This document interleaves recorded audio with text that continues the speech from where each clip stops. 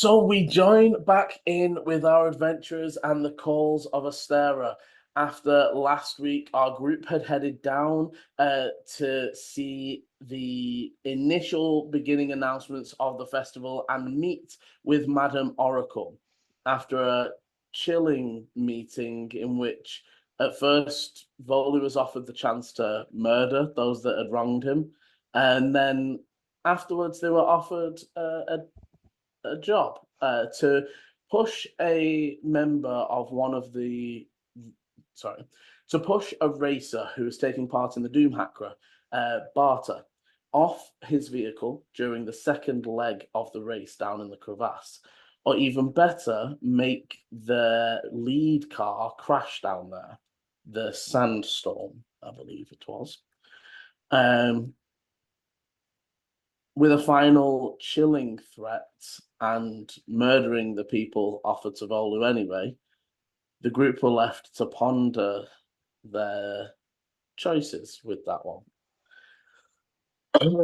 We, however, now join them on the second day of the festival as Volu prepares to take part in the few-hour-long weaving contest in which he will on stage weave a grand tapestry. The other Dante and Eleni in the market looking for some things themselves, and Ichi at the moment away looking at the racetrack and seeing what can be done for that in the meantime. So, Volu, as things are sort of prepping, you can see people are starting to gather. Eleni and Dante, you would hear them calling out. So the glass blowing contest started first, so you can sort of hear the shouts and the calls from the other side. It's a glass. If you imagine, weaving is the one nearest the market. Glass blowing is round on the north side, and then you've got stone cutting in the middle. In between each of them are different stalls and different things that you can do. Eleni and Dante, from having had a bit of a wander around, obviously Dante, you were able to secure maybe where you bought some gunpowder and secured maybe where you could get some more. And Eleni not as fortunate in trying to find anything in the market, but you have noticed that there are a number of just like almost like carnival games, but all themed around like the crafting stuff. So you've Okay. seen there's like a thread the needle that sort of you can see people almost like there's trying to like darts but with a needle, and then you move on to like a section of like threading some through. But there's like different, kids taking part in them and stuff. There's like a mystery bake that looks to see people sort of mixing different ingredients in all unmarked bottles. Tangled loom, you can see that one looks quite funny. There's like an all tangled up loom, and you have to climb inside and untangle it. But you notice as you're hearing the calls that the weaving contest is about to start, there is an unfortunate person that as they untangle it, the loom starts to move, and they just become enwrapped in this weaving bits of string, and it's not pulled tight enough that it's any damage, but you can see as they're just coiled in cloth and rope. Um, and finally, the recycled crafts, which is large junk heaps that you can see people are like rushing out and trying to craft bits and bobs out of the junk and stuff. And you can see other people that are just getting to the festival, bringing down stuff and sort of adding it to the pile. And there's a few different things going on amongst other food and drinks places. That you haven't quite that the food and drink seems to be predominantly on the far west, east side. And you haven't quite been around that far yet, so not really seeing what there is to offer there. But that's mostly just setting up, obviously, with the idea that food will come a little bit later. But you hear the beginning announcement, so 10 minutes until we begin our weaving contest. Volu, is there anything you want to do to prep yourself for this? So, I've got my little weaver's toolkit that's got some certain threads in it. I'm also the thread that I got. Well, I say I paid for. I basically got for free for calling out the little girl for what she was, which was a dirty thief. I got it for free. So I'd start taking those out and prepping them, and I've already investigated the Mhm. yeah, so it's quite brittle and easy to poke through. Yeah, so Yeah, yeah. basically, if it will easily rip and tear, but Hmm. as you have discovered that in your investigation, Hmm. you will negate the disadvantage that Hmm. initially provides. Yeah, so I'll be just prepping my sticks to make sure the extra like lu guess lubricated to make sure that they don't cause any tears. Okay, okay. You can see the others sort of prepping themselves. Um, Gertrude seems to just sort of be going through her threads, sort of like you, and setting things out. You see the younger of the contestants that seem quite nervous this whole time. Drinks a potion, and sort of settles into themselves. And you can see that the gnome is sort of doing some finishing touches on the arms as they're. You can see that the top two arms have needles attached, and the bottom two arms are sort of spooling threads, and it's almost like an auto reloader. So she's now right now loading like 7 spools into a long arm that will like up to the next one as she needs them. Um, as the announcement has been made, the presenter will come off and say, "Okay, so we are going to call each of your names. You come out. We will show your showpiece. You can say a few words about it. Then once you are all out on stage, we will announce the beginning, and we will begin." So Eleni and Dante, what in this sort of last 5-10 minutes, you sort of hearing that people are starting to move towards the Weavers contest. Um, I, are you I heading would the I same? would have headed back over there. I mean, I'm not having much luck in the market.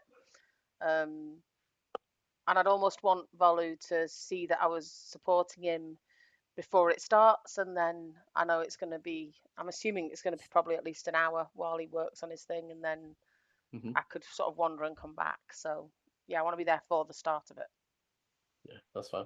Eleni moves over towards the stage. There's still this sort of hum as people are waiting. All of the main items have been brought out, and then, there's maybe about 5 minutes until everyone will be brought out. In the meantime, Dante, last week, as we finished, caught sight of the young moon shadow sun purchasing some gunpowder for themselves and trying to move off into the streets, not particularly being stealthy, but moving at a decent pace. And Dante decided to follow. Um, can you make me a stealth check, please? 19. Okay, easily.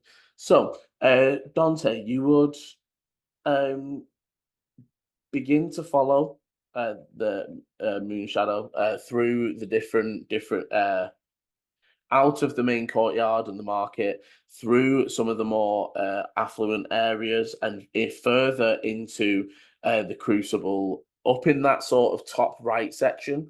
You can tell almost immediately that they're heading towards the stairs that lead up the side and straight into the mythic ward.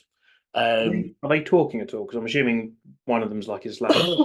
No, not talking at all, just literally like very intently walking. You would say, give me an insight. Ooh, rolled a 14, so 13. Okay, so you can tell that there's some excitement there, like maybe this was the last piece, or that this will be allowing them to test it, maybe. But there's like they're not talking. It's just like, get back, like, come on, we've got what we need. Let's go. I would say as you're following them through and getting to the stairs, you hear the shouts and calls of cheers from the weaving stage. As that begins, we will flick back to them in one moment as you begin to follow them up the obsidian stairs. As It's not too hard for you. You're able to follow them up the stairs, and with the way the stairs are made, it's almost like you can look at parts and look upwards and still see that they're still climbing. And again, they're not really paying any attention in your direction. You follow them for another maybe 15 minutes. They make their way. Sorry, go on. Can I do a perception check to see if anybody else is watching them or if anybody's looking at me? Yes, you can. You follow them up onto the mythic ward shelf and down a series of back alleys through. You can tell that this is like student living. They're very small houses, all stacked on top of each other. You can see that there's no longer the adornings of like. So as I mentioned before, with the buildings all being very uniform, the way that people decorate them is with the outside adornings. In their long-lived residential areas, people have built up that over generations of people living here and such, and there's a lot more here. There's barely any. And you can see sort of as you're poking through the windows and stuff, such like study books and all that stuff, and you know that you're heading now towards the area that is up here on the far right of the map. And you head onto the grounds of the Azure Aspire Academy. Not where the main school is, so you can sort of see the top of the dome of the large glass building that you know is the main building. You're right down here by the wall, and they make their way through to what is essentially a garage. You can see it's got a large wooden folding door that would fold upwards, but they go in through a side door. You see they unlock it, and you hear it lock again on the other side. Can I? I don't know if this is possible, but when they go to kind of lock it, can I use telekinesis to hold the lock in place? So they think it's locked, but it actually hasn't. This would be a disadvantage sleight of hand. No, I don't do it. It's invisible, and I'm gonna ask for it either way because you're trying to do it in time without it being obvious, without it being because if you do it wrong, the door could just not even shut. Okay. Yeah, So no, I'm sort of just thinking. I know it's not the standard, but I'm going to allow it, but on a roll. yeah, that's fine. Disadvantage. Oh, yeah, okay, I'm fine with that. So, don't know what my thing is. Sleight of hand. Oh, that's +5. So that's 18. Okay, so you manage to like push the lock in and bring the telekinetic force out again as the door shuts. You hear them still twist the key, and I think you would be able to tell that there is also a deadbolt. So there's like the twist that you stopped that lock, but then you hear a secondary like almost higher up. Mm-hmm. But you know that at least the main lock isn't on. Mm-hmm. And as that door closes and you are approaching this area, I'm going to pause on you there and flick back to the stage of the Weavers contest. As the 5 minutes sort of come to a close, the presenter comes out on stage and says, "Ladies and gentlemen, those be prepared to be wowed and amazed with our Day of Crafts weaving contest." And there's like some claps and some cheers. And as we have 4 great contestants for you. First off, Gertrude, and they sort of bring her out. The people clapping. She almost, as her main piece unveils, she doesn't give any sort of speech. Sometimes they sort of present it. They just show this gown. And people just clapping, and people seem to like it. When the gnome comes out, they're sort of coming onto the stage, and I don't think I gave them names previously.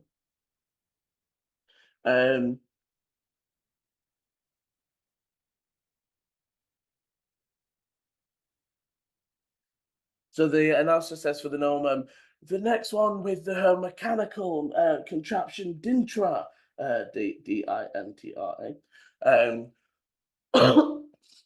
they come out onto the stage, and the spider arms are like flaring and flicking. And however, as their piece is unveiled, if you remember from last time, it was this bust of herself, and some of the people, there's clapping at first, but then some of the people sort of go like, "Wait, it can't be stone, right?" And the Dintra holds up the hand and says, "Do not worry, my friends. It looks like stone, but it's..." And as she like grabs the head of it, it all unfurls. You know, like those weird videos of the busts that made of paper that sort of unfold and refold themselves. They've woven a sort of styled, it's long string that with interconnecting bits that can extend and contract again, and the spider arms lift it and pull it out larger and twist it and pull it back together, and people then begin clapping and cheering as they present us. And for our next contestant, Clovis. Some people clap. You hear from the back Dana goes, "Yeah, Clovis." Yeah, he'll kind of like step forward a little, like nervously, and then wave, and then he'll take off his cloak and go to hang it in the air, and then we'll just cast gust up the cloak, so then all the leaves begin to rustle and make an extra loud rustle as he then whips it in the air and then puts it back over him and ties it. Nice, and everyone was clapping, and you can hear people talking about like you hear some people sort of being like, "They look like real leaves," like, you know, not understanding, and but everyone's wowed by it.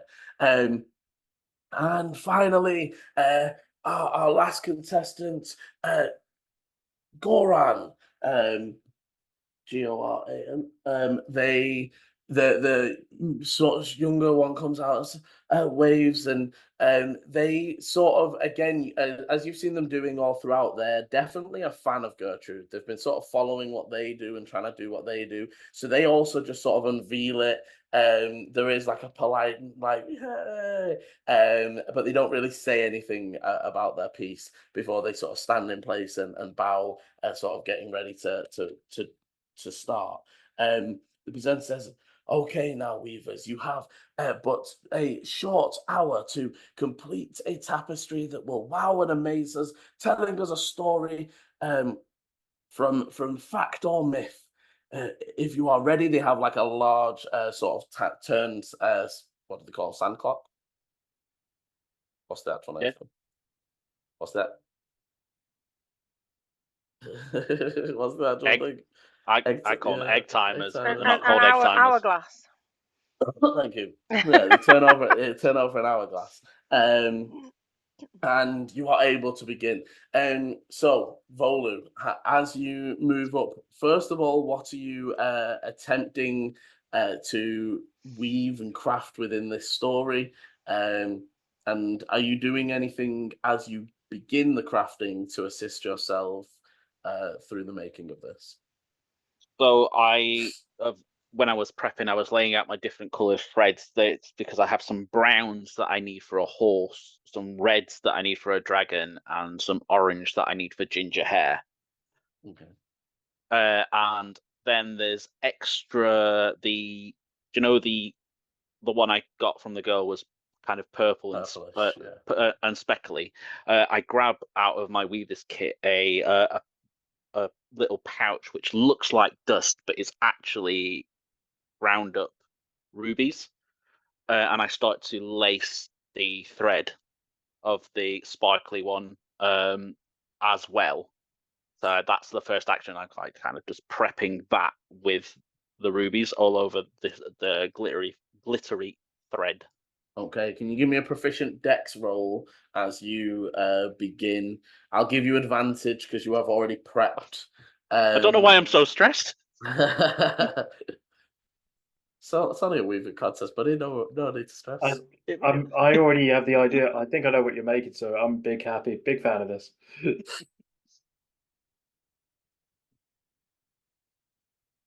Did you say with proficiency or? Yes, with proficiency. Dirty 20 then. Okay, so you begin moving and inlaying your pieces. You see that the young one, Goran, he just rushes straight in and starts trying to weave in and trying to do his pieces, and see almost within the first few minutes figures out the tearing issue as he pulls straight, and all of his beautiful line that he's just done of a border just rips all the way out of the tapestry. They and you would see that actually they kneel down and they start um, running a finger over the tapestry, casting mending. So they're not going to be completely out, but they do take lose a good bit of time as they mend what they have broken. The Dintra with the spider arms just immediately like that you can see that the spider arms are sort of doing high up as she's doing the lower ends of it, and they're working in fashion towards each other. They seem to do quite okay, avoiding the pitfall of um the weak fabric. And finally, Gertrude, you can see begins quite slow at first, and they're being very meticulous, but like almost like steady. They're going at a completely steady pace. There's no pause. They're reaching for the next thread.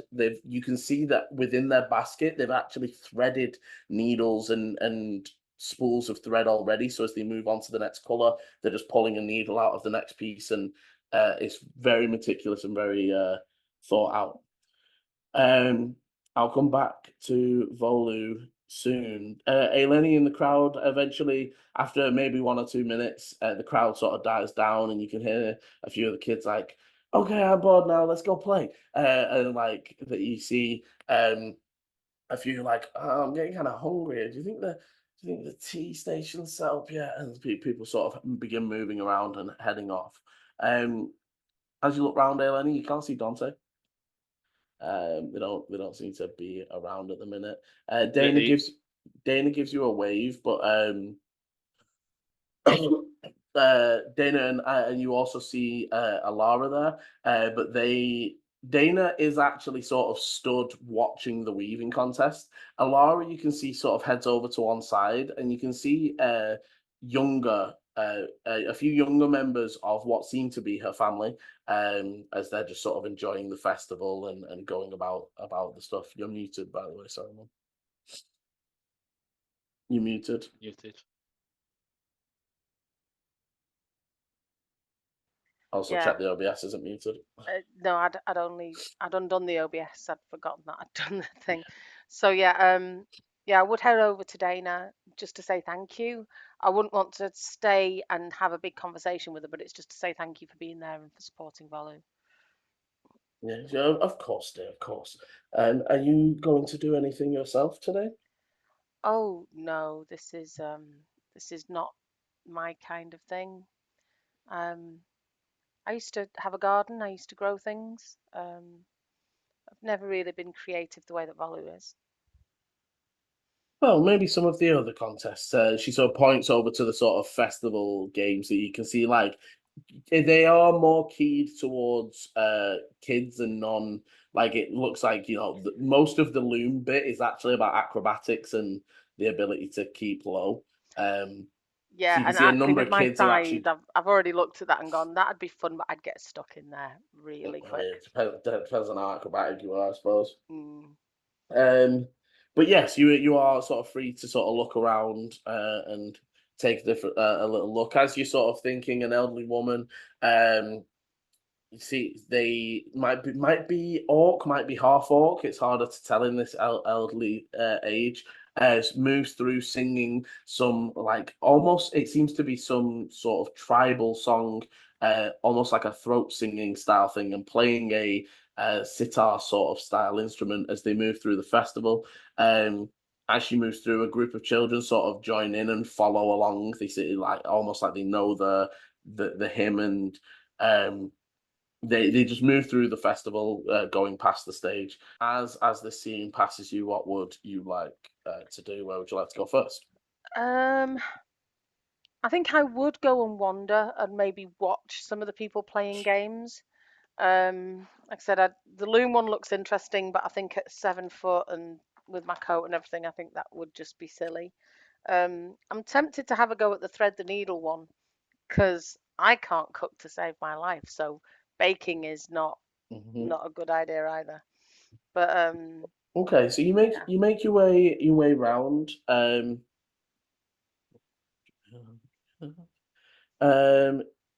As you're making your way around, you end up passing some of the food stalls. You can see that there's different stands and stalls from different parts of Tuil. There's like broths and brews. There's some that are like sandwiches and such. But you can see that throughout all, there is always a section that is steaming pots of aromatic tea.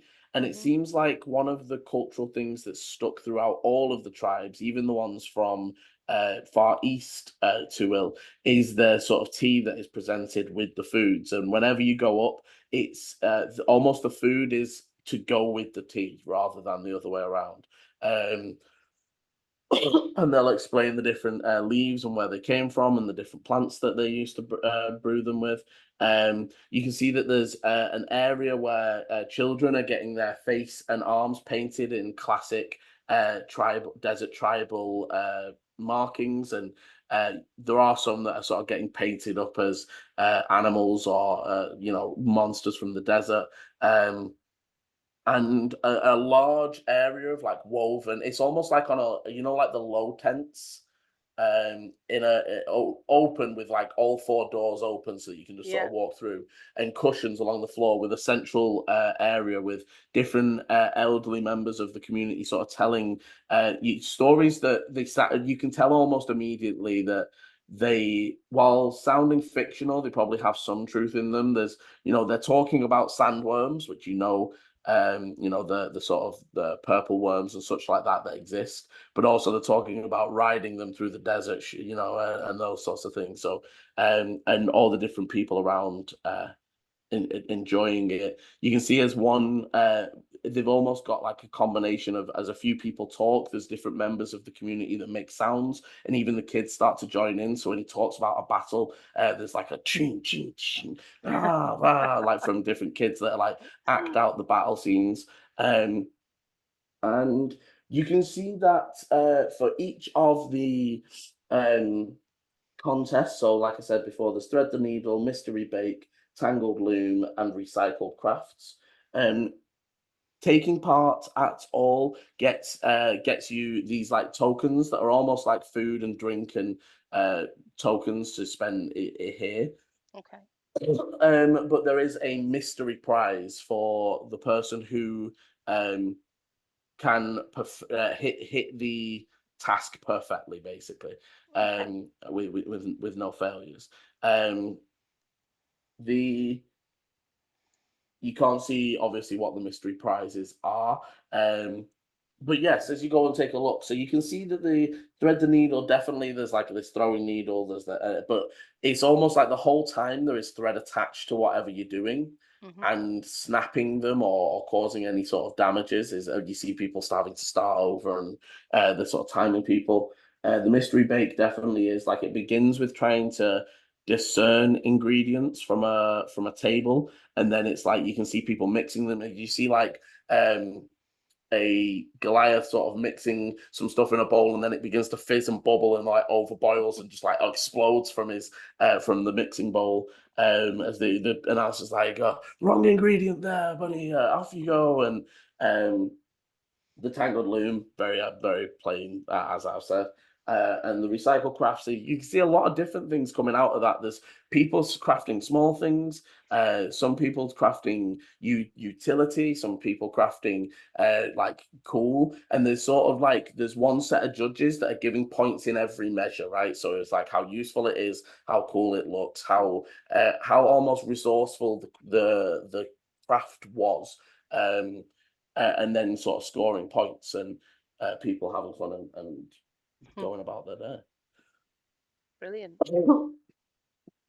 So yeah, so I probably would head for the thread the needle bit. Okay, as you come up, you see that there is a human and two dwarves on the stand. As you approach, they say, taking a go at our contest today. It is only 2 copper per try. If you break your thread, you must try again. It's sort of like you basically 2 copper to buy a needle with thread attached to it. Yeah, I can easily do that. So you step up and you see a few other people step up. So basically, they hand you a nice needle. It's fairly long, fairly decent size, and through the end it has a decent looking strength-wise piece of thread and a small spool. So it's maybe you looking at it, you've maybe got 10 to 15 foot of distance. Okay. So it's not a long, and they sort of tell you that if the thread breaks or if the spool runs out, yeah, you have to start again. So the first bit as you go up is, like I said, a throwing. So it's actually like a comically fake large needle that's Right. sort of stuck into the ground, and you have to throw your small needle and thread through the large one and stick it into a target Okay. behind. You can see a few different people going up, and it's the needle itself is made of soft material, so that if you miss, it's not like your needle clinks out; it sticks in, and then you have to go, get it and try again. So first of all, it will be an attack roll. So this is an improvised weapon, and again, you can do any other things you like to enhance this action. Okay. But it will be improvised weapon, so it's non-proficient, but it is Okay. dexterity. So that'd just be a straight +3 then. Yeah. Okay. Sorry, I was trying to work out why I get a +8 on the longbow when I only get a +6 on my dagger. Sorry. Okay, let's just do that.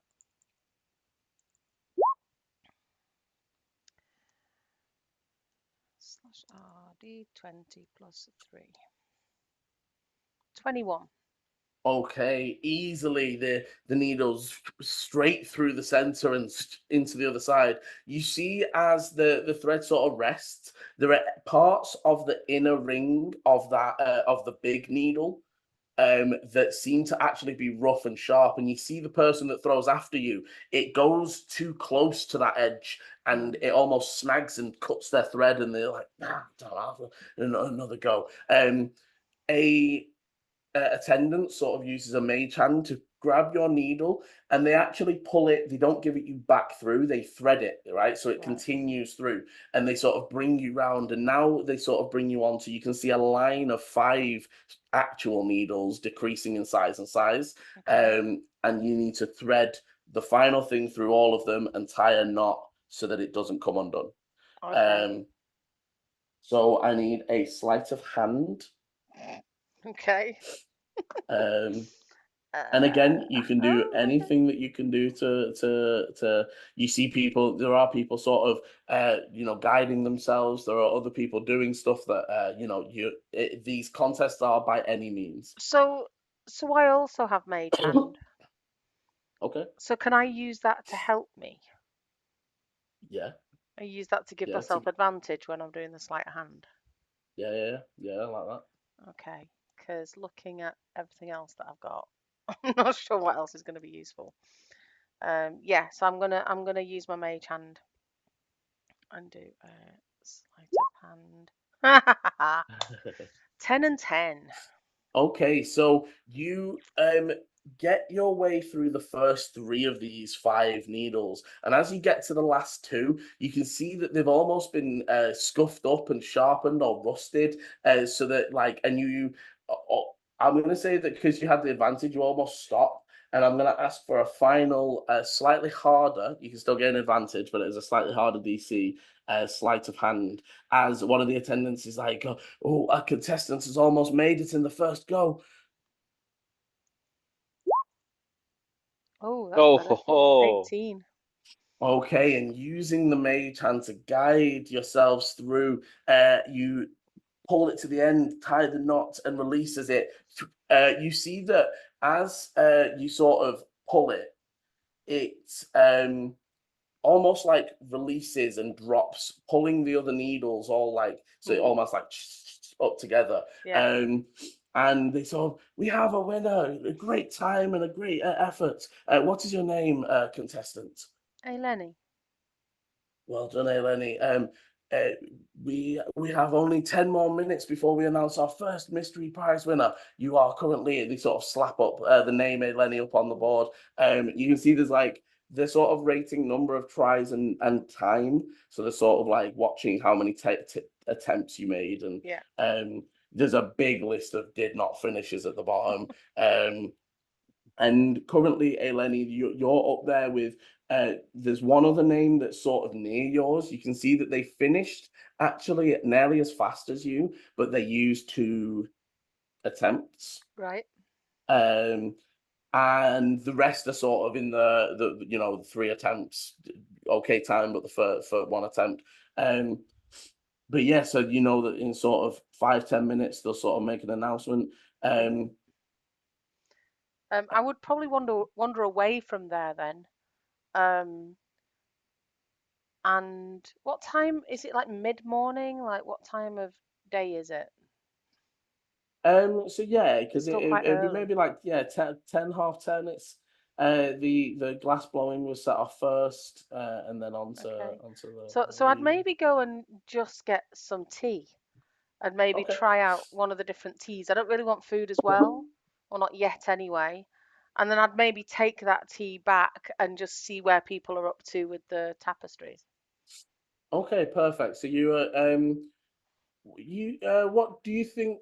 What do you think Eleni's preferred sort of flavor of tea? Do you think she's a minty sweet, or what, a minty or a Ooh. sweet, or a is it more of a elderflower? You know, that floral sort of. What's I Eleni's preference? I'm thinking that actually it would be a little bit sweet, maybe like fruity or with honey in that kind of Okay. thing. Yeah, you sort of looking around, and you're able to find a a stall that is from the far east side of the Uvar, a stall out of Stanasi that Okay. sort of uses a berry that's like a wild mountain berry. Um, it's just 5 silver, please. And even though you say no food, it still comes with 2 little biscuits wrapped in a thing, and I they will just pocket them. yeah, you might get hungry later, dear. But and they give you the tea. You said 5 silver. Yes, Cool. I will knock that off. and you are able to take your tea and head back to the weavers contest. Volu, can you give me a a Constitution saving throw? As you like to weave and you're very good at it, but you haven't done like a prolonged speed weave ever. Yeah, I've already like panicked once already because I've had to, before I even did anything with the red, I was like, oh no, it's not red, it's not a dragon, it's a wyvern, and then I've had to go back into my kit and pulled out a green one, and so I'm already a little bit flustered. So yeah. Okay, so give me a con save as we sort of getting into like the halfway point of the contest. You can see Gertrude is making really good headway, and is sort of doing final details. The gnome has nearly finished, and is crafting this design that seems to be mountains and desert, and you can see a large earth elemental sort of throwing stones down onto the desert as lightning strikes crackle along the surface. They themselves are sort of adding the finishing border and decorations. I got a what did I get? 15. 15, yeah. Okay, so with the 15, you are tired, you're like your arms are aching, and even like there are points because it's actually quite a tall tapestry and there are ladders and everything, but you're having to like climb up and reach out, and there are points where you're having to sort of strain to get the weave to get the needle through at the right angle, but you're also making quite good headway as the presenter says, half of your time is over, weavers. As you as you're sort of continuing on, you would see Eleni sort of arrive back. We are going to pause on you there and flick back over to Dante. A little bit of timey-wimey wibbly wobbly, and we are back with Dante in an alley down in the in the Mythic Ward, in some like very secluded area of the Azure Spire Academy. What would you like to do, Dante? First, is there anyone around? General people. So give me a perception. 17.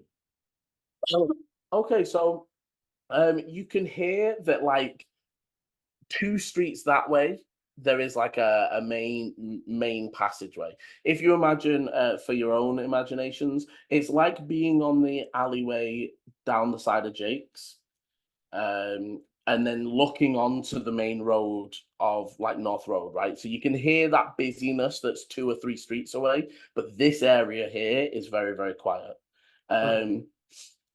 You're not seeing anybody sort of moving around, and as you begin to listen, you can hear the sort of sounds of not mechanical things happening, but sort of like metal on metal. There's like a there's some move from inside the warehouse. Cool. Okay.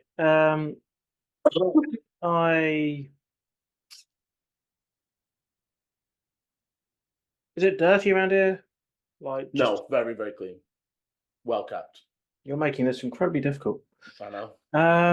Not intentionally.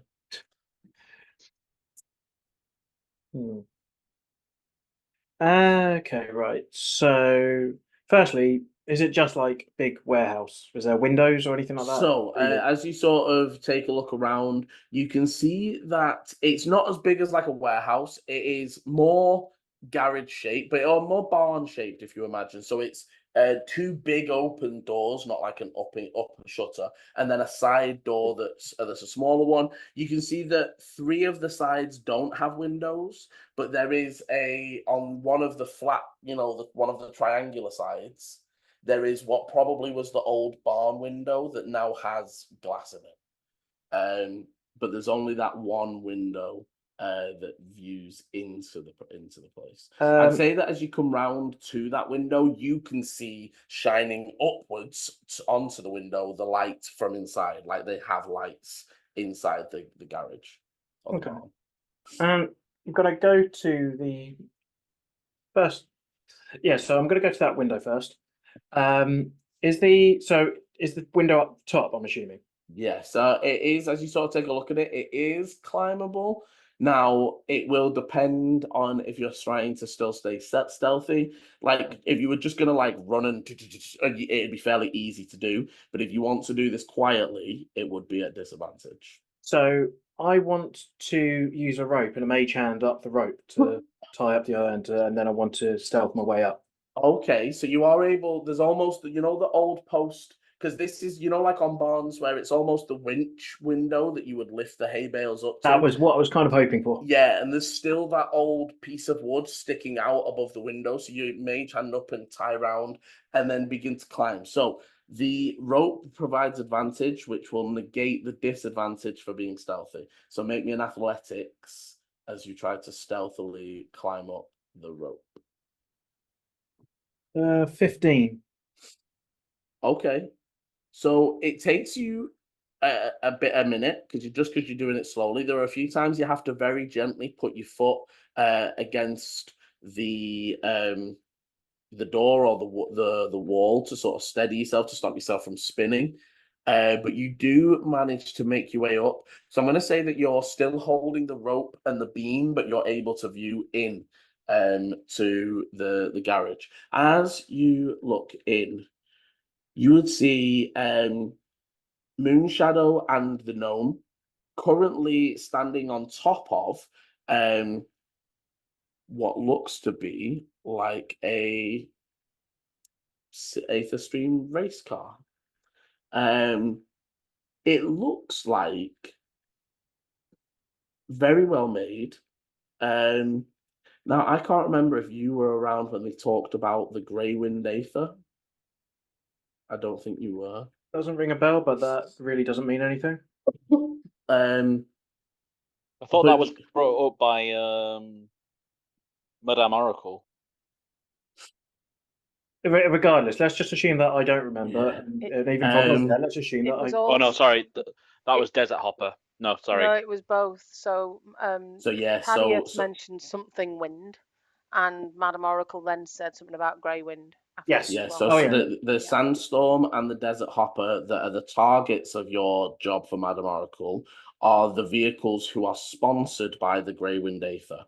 You Mhm. might also remember that Madame Oracle mentioned, however, that they're a business out of the far west side of the Xanagaev Desert, and they're basically trying to become the Glass family of the Cinder Smoke. Yep. They did mention that two or three more of the contestants were using Grey Wind vehicles, and as you're looking, so it's almost like this. If you imagine almost hammerhead shark shaped. But yes, if you imagine sort of that hammerhead shark shape, with it sort of being two protruding sides, they look to have wheels. But if you imagine on like a rowing machine, the bit that has all the coiled rope it's like two of them either side of this T junction, and then a long body that sort of comes to a point that has two seats in it. The front seat is lower down, and Dante, from here, you'd be able to see the steering wheel, and it, what looks to be like the driver's seat, and then a seat that's further up and behind. Looking at their vehicle, give me an intelligence to see if you're able to tell what they've changed and how they've modded, besides the obvious colorings, and that you can see that they're currently painting and spraying on the side the logo for the Azure Spire Academy. 22. Very, very good. Decent. Okay, so you can see that there's a number of spaces where armor has been added. So they have some additional armor plating. You are also seeing that there is so the actual back seat, and you sort of see them testing this. So the back seat, if you imagine they're both sat down, the back seat lifts up, almost like telescopes out of the car, and presents the person who's sitting in the back a much wider view, but it is also shielded. So they almost get like a protected push up in the air where they can shoot from or whatever it is. You don't see any mounted weapons, but you would imagine for an archer that would sort of bring you up above any natural cover. It sort of pushes them up 10 foot in the air, but it's quick. It's like almost like the jump in reverse. How many people are in the barn that I can see? So you see the gnome and Moonshadow. You also see a number of younger, definitely students, like they're wearing the Azure Spire clothing. They're just making notes so it looks like only the gnome and Moonshadow are working on the car. But there's maybe 2 or 3 students that are like scribbling notes at the side. Are there any other rooms that I can see? Like, No, just one big room. just one big room. Cool. Down looking at the door where I could tell that them deadbolt it. Is there just a deadbolt like across the top kind of thing? Are we talking? Give me an acrobatics to see if you can get yourself in a position to see that door and on the inside. Yeah, 21. Okay, easily. You swing yourself over to the windowsill and take a look down. It looks to be like maybe 2/3 of the way up, like eye level. There's a heavy sliding bolt. Okay. Well, firstly, I'll just open that, just unlock it. Like Okay. telekinetic kind of thing. As you flick it, the gnome flicks up. It's like, guys, stop. You flicks at the and interestingly, they looked very shy and unassuming, and they weren't talking much in the market, but they're very commanding here. As they're like you, as they flick at one of the other students, is like, go check outside, make sure no one's listening. Oh, Moon right. Shadows just continues working, and it's just like, oh, Tabitha, you're far too paranoid. It's like, you don't understand what your father will do if he finds out that we are helping you. He's angry enough that you've entered this. Okay, cool. I'm going to want to swing myself up onto the roof if I can.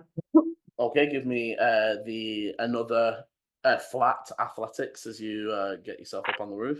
Oh, natural 20. Oh, nice. Swinging yourself up onto the roof, you hear the door open and two of the students begin moving out. Mm-hmm. Obviously, move the rope up with me, so it's not like. Okay. Okay. So they begin sort of looking around. You see that one of them does sort of begins casting a spell, and you would see them summon a familiar. Mm-hmm. They summon a hawk. Mm-hmm. And as they're about to sort of set it off, the other one sort of goes like, wait, I think I've seen something down this way. And they sort of start like moving down one of the alleyways away of you, and he sets the hawk off, and it does up to your like eye level, but it is moving the other way from you for now. Sure. Okay. You do hear the door below, and again this time it. Yeah, fair. Okay. Then I want to kind of just swing back around just so I've got a view again. Mhm. Do I need to do another roll for that, or can I? No, I'd say that you can fairly easily lower yourself down to it. Because I've only got a few seconds, probably like maybe a couple of rounds to do this. Yeah, I'd say as you swing yourself down, you can see the two at the end of the street sort of looking, they're sort of like rummaging through a trash bin and sort of looking like maybe they're around here, but they're not, you know, they're not going to be gone long. Yeah. Is there designs anywhere? Like, blueprints or anything? No, that is one thing that you would, and that is one thing that with that high intelligence roll, that would give you the impression that they have bought this. They have not built this at all. There's no designs. There's not even when you went to Arian's Arcana and you saw those flat beds that are used for repairing the Aether Stream vehicles, you're not seeing any of the mechanics that would be required to fix or repair this. That I would say it confirms for you that this is bought, and then they have modded. They're literally just modding like color scheme, painting, tagging. It's What's the then going to just give you a very list of different questions here, so apologies. One, where can I see their engine, or say like wherever the engine is? Two, can I see the? So I'll just give you a list and then you can just answer, or do you want me doing one at a time? Yeah, no, go on, run some off. Do I see where the kegs of the gunpowder are, / where they put it in to like load it? And can I see any particular way of potentially? So I don't really see how, but because how far away is the race? It's 2 days. It's day after tomorrow, isn't it? Yeah. Wait, so today is Crafts Day, second day of the festival. You've got Food Day, Arts Day. So 3 days. Okay. 3 days away. Cool. So, and it comes out, so I don't want them to. They'll probably find if I try to sabotage anything right now.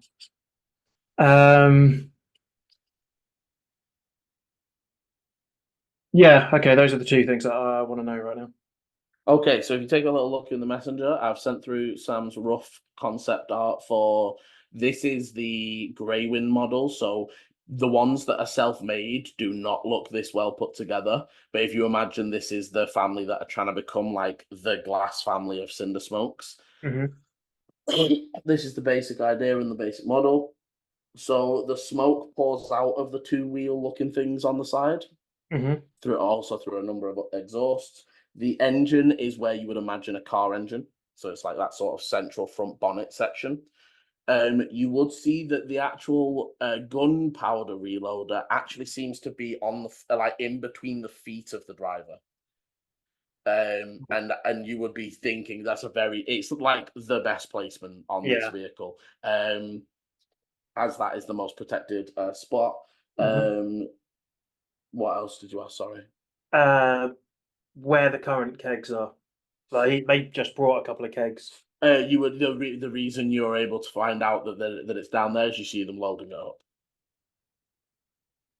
Are they like loading it up from the driver's seat then? Are they? Or are they Yeah, in front? Moonshadow gets in the driver's seat, and then you see sort of like if you imagine the plate under the driving wheel, he pulls that down, and it's a chute that he then puts the horn to, and he fills it that way. Is there any way that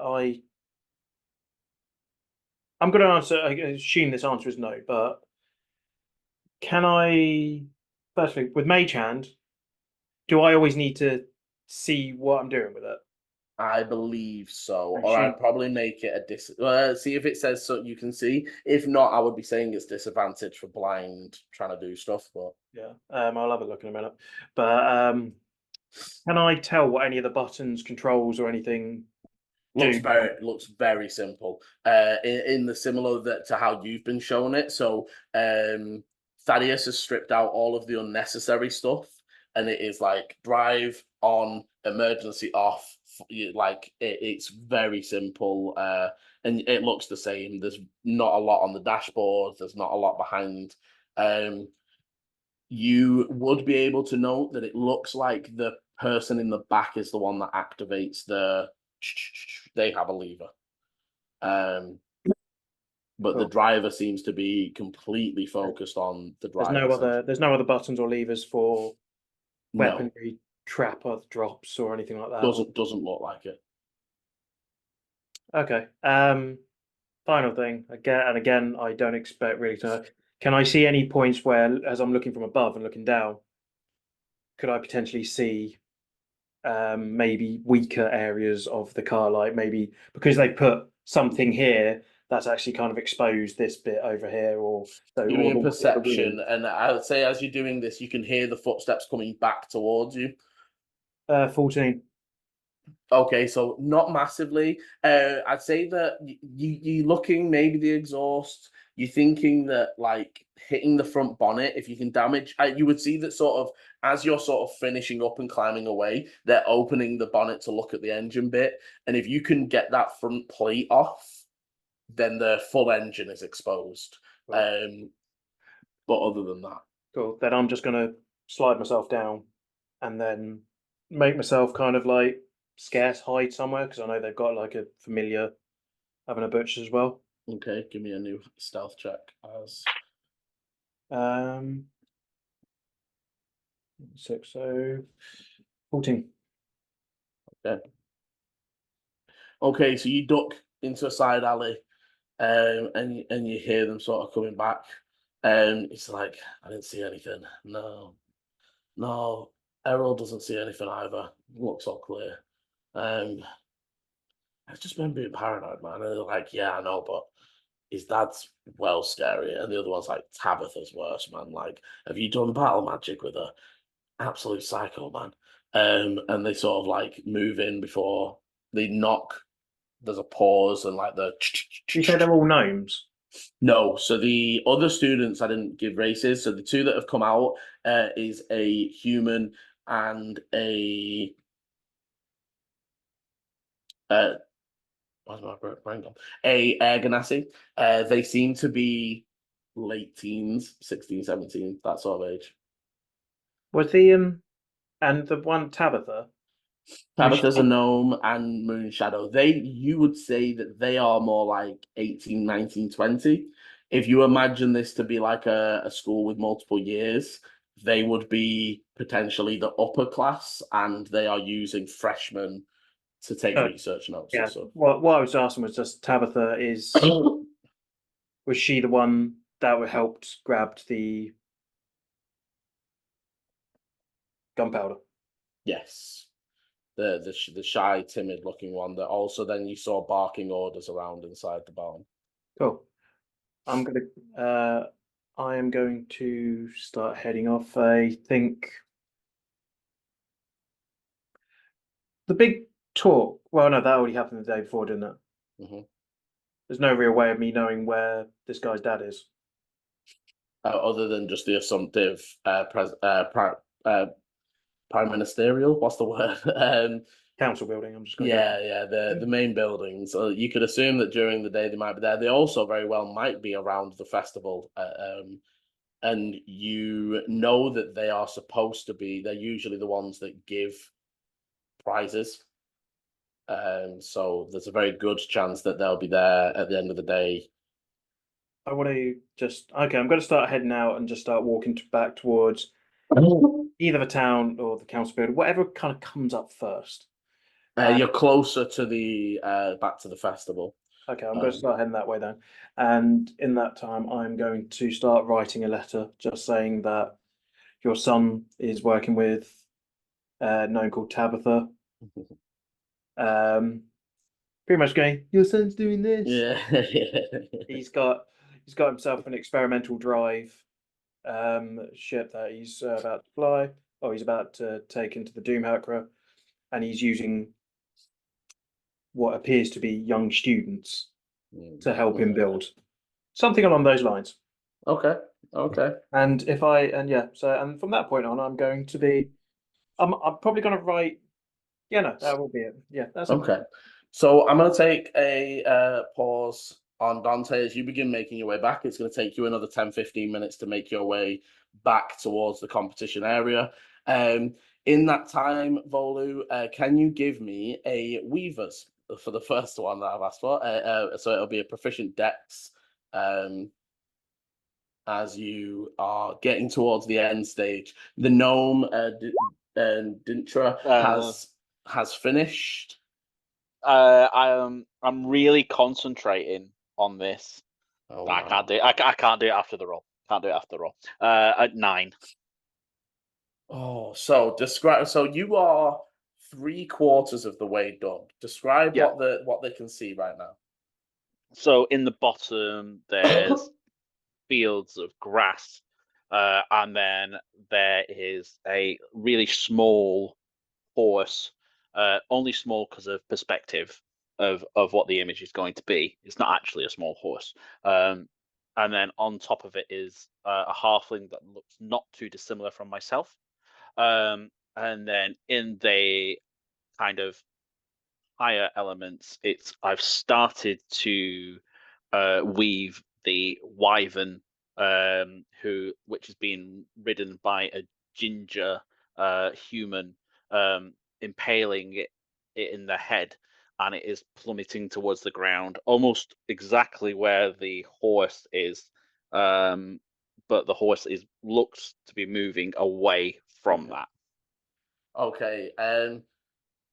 And can you also give me a wisdom saving throw, please? Actually, no, sorry, this would be charisma saving throw. So Eleni, you come up, you've been here now maybe 10-15 minutes. People are starting to gather again as they were sort of last 10 minutes in the contest. And you can see that the gnome has completely finished and it's almost just like bowing to people and sort of they take a seat quietly and they're sort of letting everyone else finish. Gertrude is coming to the final finishing pieces. The young crafter is not doing so well, and almost you can see, even though they are using mending, you can see some of the scratches and tears where they've tried to mend it, but there's not enough material to return as they're trying to craft and finish their piece on time. Volu, as you're stitching one of the the purple, I assume for because that is going to be the scarring on Dante, which at the time was pulsating and almost on fire. Mm-hmm. So you are currently up on the top of the ladder, sort of stitching the final bits of. You've got that outer line, and that you're stitching the final pieces. There is like a pulse and you feel this wave of energy come over you. And almost like, like that moment when you realize how tired you are. And you, oh, it felt really weird then. Almost like you were, the last time you felt like this is on a day when you fully tapped yourself of magic. It's like that exhaustion you get when you're not physically tired, but you're magically tired.